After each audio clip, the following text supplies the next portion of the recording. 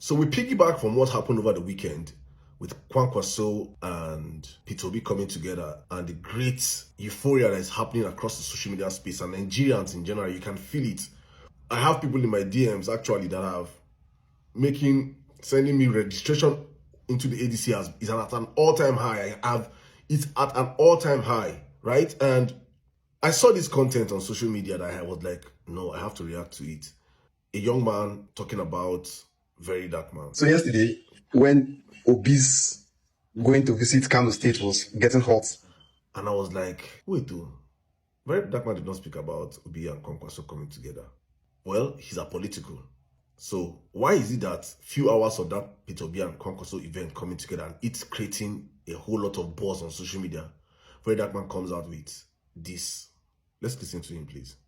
All right, so what I'm about to say now about President Bola Ahmed Tinubu and APC may likely not make sense to a lot of you people. But you see, to me, I've calculated a lot of things, and this is the only thing that makes sense to me right now.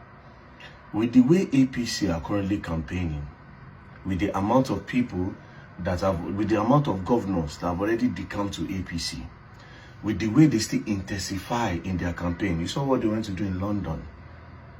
You saw what they have been doing, sharing rice, with the whole governor. 31 governors out of 35 governors are with APC. That's like a guarantee.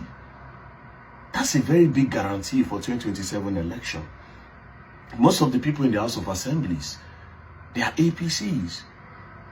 With all of this, it is a guarantee that this man will get 2027, because all they have to do, all these governors, is just for them to rig each state for him, and that's all.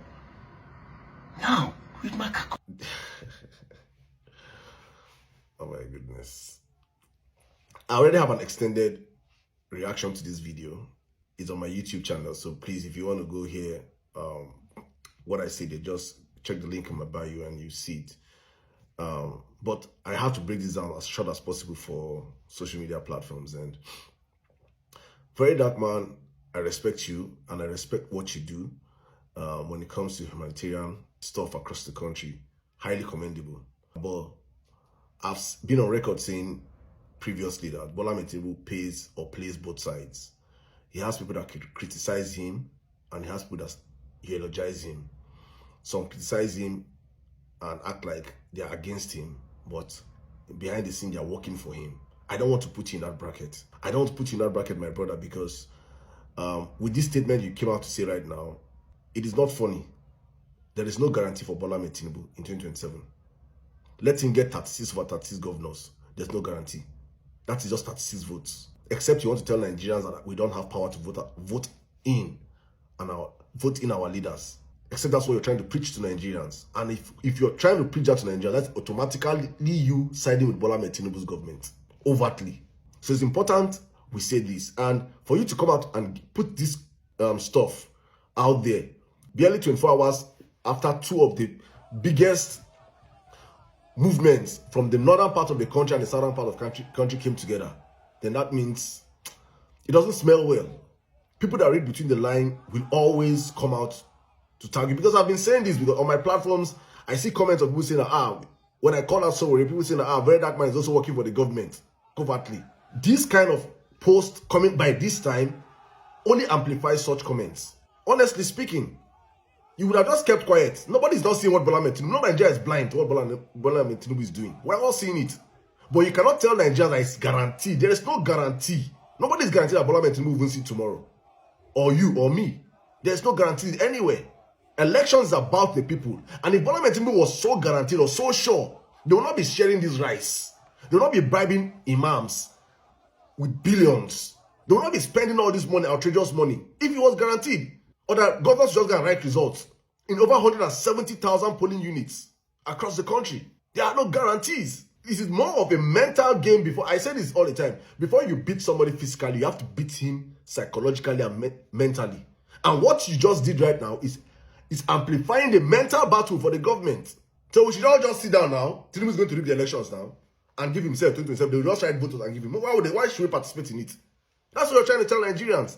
And for someone that criticizes this government so well, you know that they have failed. You say it all the time.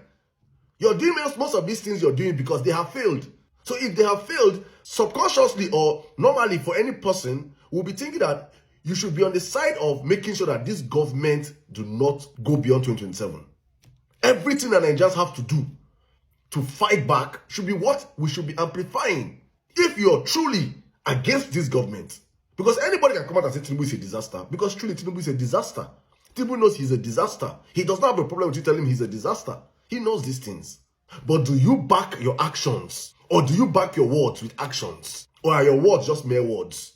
And the actions behind your words are not showing that you agree that Tinubu is a disaster. Because if you agree that Tinubu is a disaster, you'll be working your socks out to make sure that this disaster does not go beyond 2027.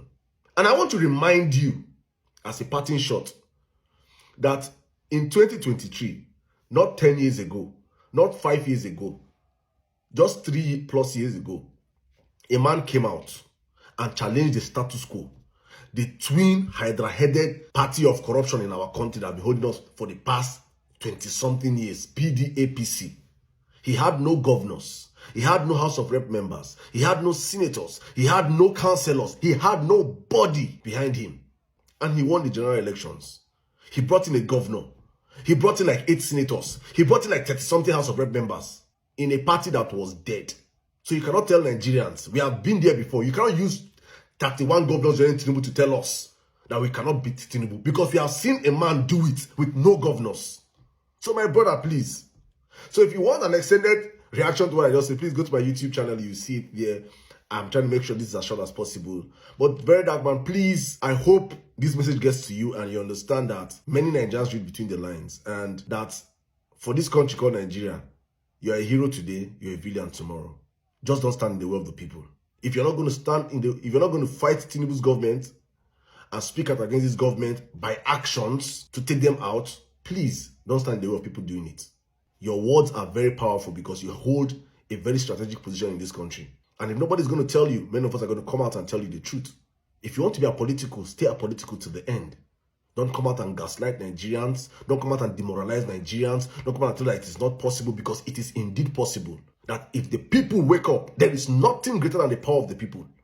If the people wake up and decide that Tinubu is a one-term president, there is nothing on earth. Let Tinubu go and bring 70, let him create 77 more states and give governors. The people say that Tinubu must go. Tinubu must go. And if you agree that Tinubu has failed, don't stand in the way of the project of taking Tinubu out of power. God bless you.